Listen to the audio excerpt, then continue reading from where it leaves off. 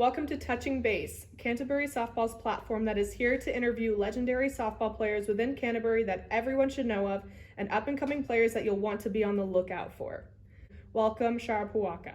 Thank you for having me along and really appreciate the time to be in front of the Canterbury softball community. So it's a great initiative and I'm personally looking forward to hearing about all the young players coming through to keep an eye out for. I started playing softball when I was it was T-ball for Cosmo Softball, who no longer exists. They were based out in Worcester, and it was T-ball grade. During the Sydney Olympics, the White Sox had two 10-inning games. What was it like representing the country, and what were some of your most memorable moments?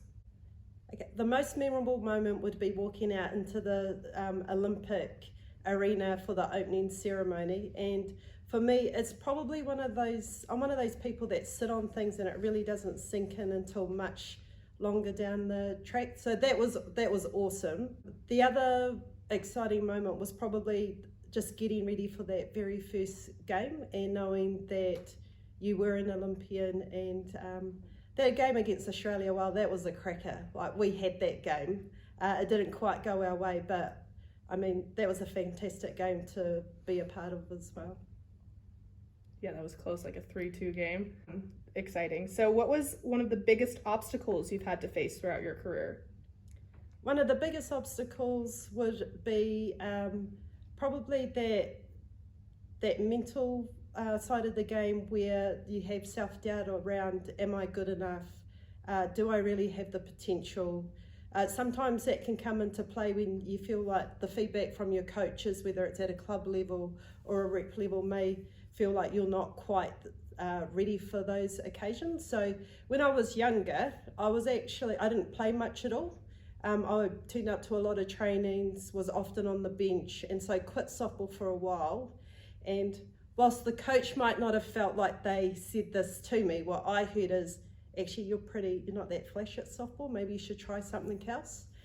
So then understanding that those moments are what makes you stronger. They don't define your softball career. You have a choice. You can either really throw in the towel or you can use it as motivation to make yourself better. My dream was to play hockey at the Olympics. So my sister and I were both hockey and softball reps, and we came through a hockey club that was filled with Los Angeles Olympians, and the head coach then was Pat Bowick.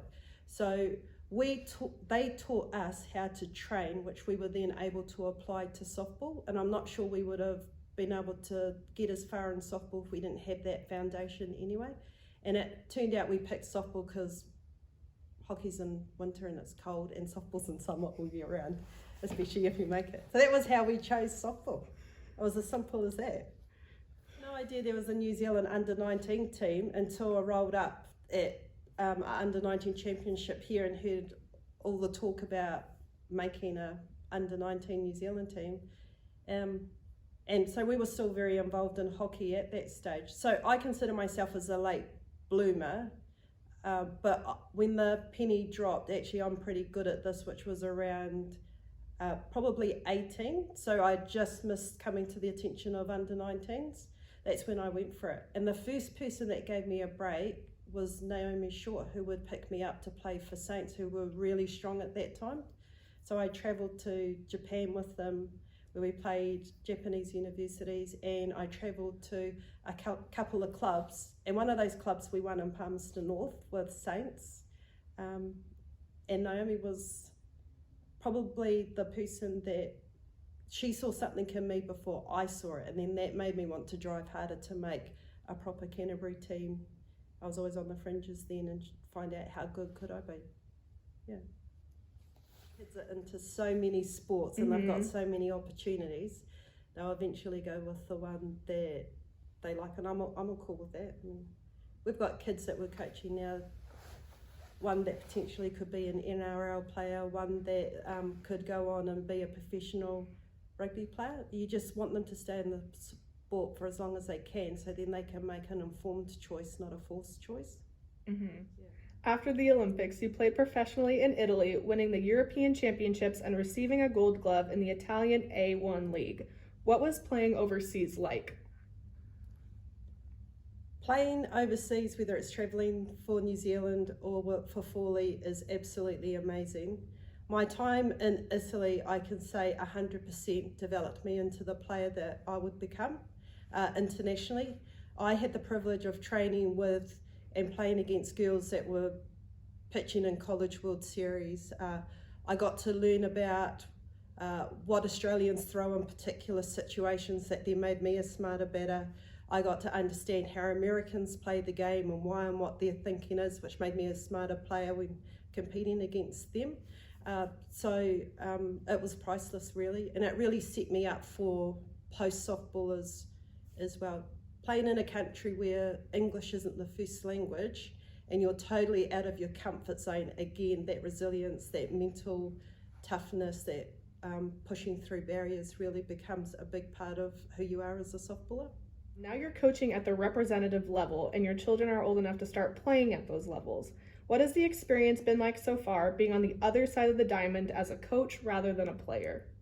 I've really enjoyed my time coaching, whether that's our children or whether the PCU kids or kids from the other clubs that we have the opportunity and privilege to coach. The number one thing is always bring your best effort and attitude and leave training or the game better than when you arrived. So I just seen the kids go to work, being able to push through, teaching them how to grind it out and to just give them little tips on how to mentally push through and back themselves. I find that really rewarding. It's way more nerve-wracking as a coach. There's so many things, like you can see kids that you're like, you've got this, and you can see them start going into themselves. And what I've learned from coaching, particularly kids, is one, they'll give up on themselves before you do, so it's super important that you've always got their back. And two, they learn best from each other. So as long as they can see that other kids do it, they'll be able to do it as well. It's that real aspect of if you look like, sound like me, then that's way more achievable. Keep it simple. Don't overcoach them. Allow them to find out what works for them without giving them too much information. And very important, always tell them why you're asking them to do something, so then they can understand how to correct themselves in the future. And what is one piece of advice you'd give the younger generation of softball players? Back yourself, push through hurdles.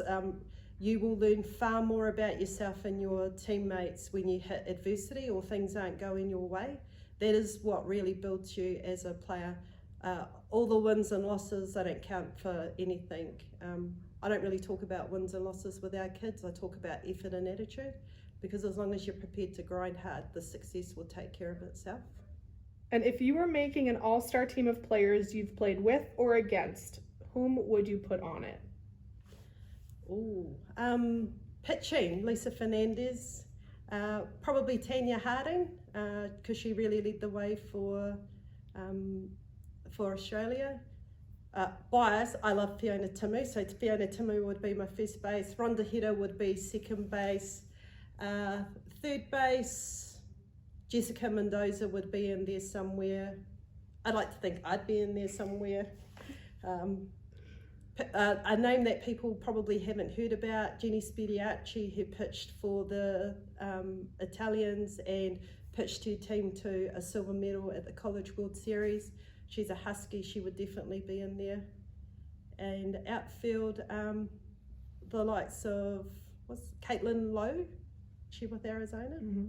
Yeah, and I'd take as many of the Japanese players as possible. Their fielding is on point, just love their fielding.